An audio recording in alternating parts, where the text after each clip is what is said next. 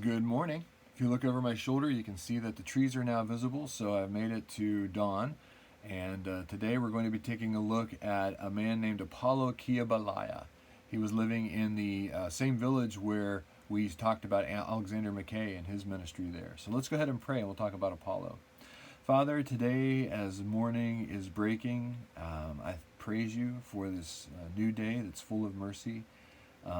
We know that your mercies are new every morning, and your faithfulness to us is always great, as you say in Lamentations.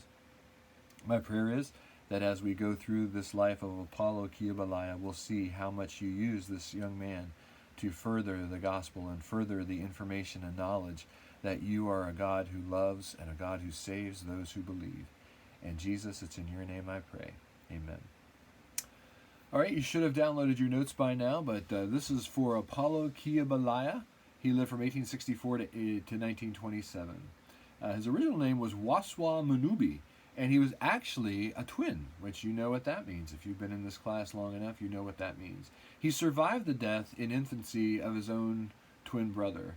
Waswa would later explain, if a twin dies, the parents do not weep. They announce the death by saying the child has gone back, and everyone knows what that means. So he would have been killed for being a twin at that time. In Uganda, the birth of twins was a sign of impending woe or turmoil. You've ticked off a god somewhere, and that's why you got twins. They thought that a family member would die, but this could be prevented if you would just kill one of the twins before a family member died. We've seen that before, especially with Mary Slessor and how much she did on the west coast of Africa. This is in southeast Africa. It's all over the continent, this idea that twins were evil.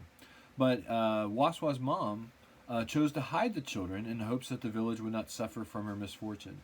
How hiding the babies would prevent something bad from happening, because there's two of them there anyway. I'm not sure why she thought that, but she thought if she hid them that maybe the problem would go away. But a missionary evangelist came to her hut and saw the twins and says, we're going to put a stop to this. He takes both of her babies and goes right out to the middle of the village and carries them right out into the village center. The villagers were terrified. They cringed at the idea that the demons in the village were going to take revenge for this. They were certain to inflict those revenging actions, and then nothing.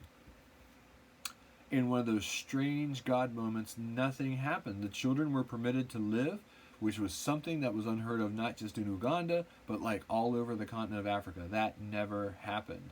But Waswa grew up as the son of peasants in Uganda. His father made Waswa an apprentice to the village witch doctor. How's that for a job? You didn't die, the witch doctor didn't kill you, and now you're going to work for him. Hey, that pays the bills, right? I'm just kidding. Okay, so he ended up leaving the witch doctor because he learned that the witch doctor was a con artist and he was just tricking people out of their possessions. Oh, you better pay, otherwise bad stuff's going to happen to you. So the guy's loaded. He's wealthy beyond belief. Extortion, because the people were terrified if they didn't pay up. In one sense, he's one of those gangsters that goes up and says, you got to pay or else you're going to pay, kind of thing. Not sure why I'm using that voice this morning. But anyway, eventually he left the witch doctor to go and study Islam. He was going to study, not at the university per se, but he was going to study the religion in depth. That religion had recently come to King Mutessa's court. Remember, King Mutessa was interested in the knowledge and the gospel through Mackay. And he was also interested in Islam. He was also interested in Roman Catholicism. And so Apollo was learning about Islam, which had recently just come to the village. Arab traders had brought that religion to the village, and they wanted people to convert to further support the slave trade. And Apollo said this, Kabaka Mutassa commanded all his chiefs and people to read the Quran and to keep the fasts of Islam. So there was a little bit more interest in Islam, but he kind of thought maybe the Muslims would give him some weapons. He didn't get them from them, and he tried to get them from the Christians after he rejected the Muslims. In 1877, Henry Stanley visited his village and persuaded Mutessa, hey man, you need to check out the Christian faith. Mutessa, however, was more interested in the guns of Henry Stanley, not so much his Bible classes. So the reason why this is important is because Mutessa had finally decided to kick out the Arabs and now he had ticked them off, and they were going to be coming back to get revenge on him, and so he needed guns, and Stanley had guns, and he thought, well, if I listen to Stanley, maybe he'll give me his guns if I take his God with him. Sometimes people look at God that way. They feel like, I'm just going to take God as a good luck charm so that nothing bad happens to me. That's not Christianity. Since the king had welcomed Stanley, it gave permission to the people to receive the gospel. Since he didn't outright kill Stanley, they felt like, yeah, I could believe the good news about Christ. They wanted to, but they just felt like, if I do that, I'm going to die. My family will be uncared for, or even worse, persecuted. In 1878, Alexander Mackay arrived, and he planted seeds of belief in the life of Apollo. And, sorry, I just lost my place here. Mackay arrived and planted seeds of belief in his life. And Apollo said this when he looked at Alexander: "When I looked at this man, his eyes sparkled with kindness." I don't know that my eyes do that, but I would like them to. I would like to be known as a kind man, a loving man, a compassionate man. And that's Alexander Mackay to Apollo. Mackay ended up organizing the church. Members of Matessa's court attended his Bible classes, so he was teaching all kinds of people from all different strata of society. Matessa eventually rejected Christianity, and he arrested Mackay, restricting him from leaving. And this is when he purchased the freedom of another missionary rather than his own. In 1884, when Matessa died, his son Mwanga deeply persecuted the young Christians. We talked about that in our previous lesson as well. 2 years later, nobody knows how many Christian members of the village were killed, but in one incident, Mwanga executed 32 Christians. He ended up losing favor with his people, and jointly the Muslims and the Christians seized his throne and kicked him out.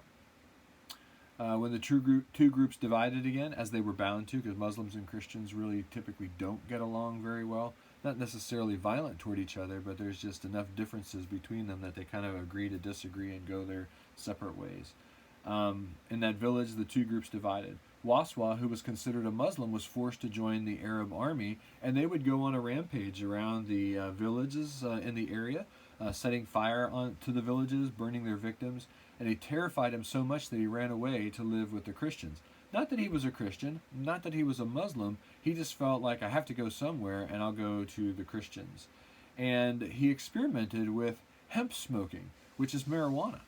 And so they were already smoking what would be known today as smoking marijuana back there in 1886 in the middle of Africa. In 1894, Waswa was saved, and he asked to be baptized, and he took on a new name, Apolo Kiyebulaya.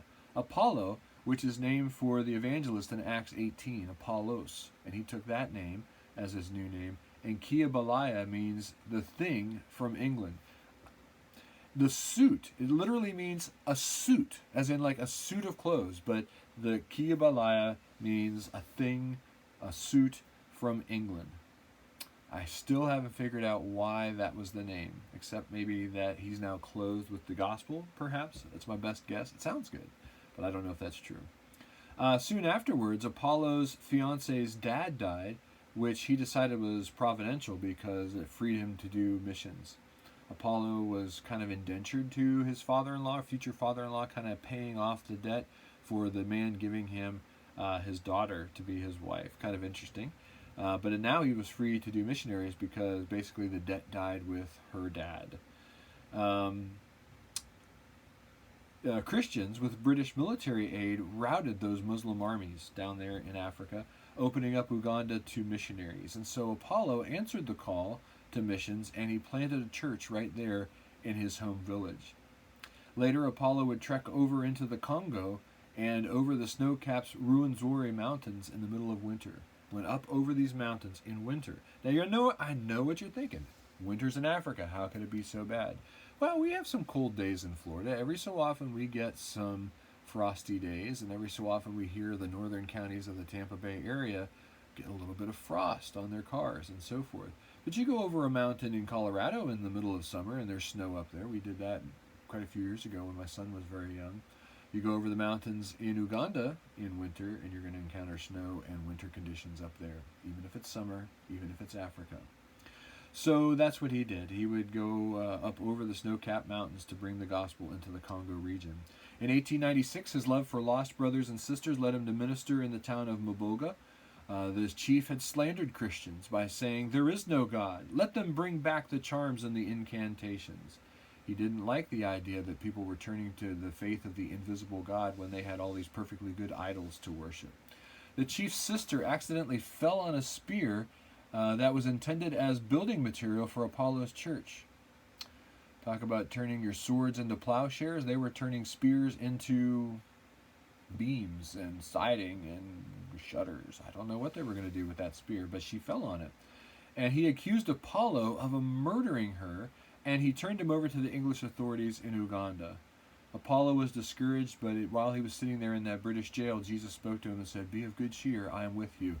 Who does that sound like? Maybe John G. Payton, perhaps? Apollo kept asking, "Who is speaking to me?" And he said, "I am Jesus Christ. Preach to my people. Do not be afraid."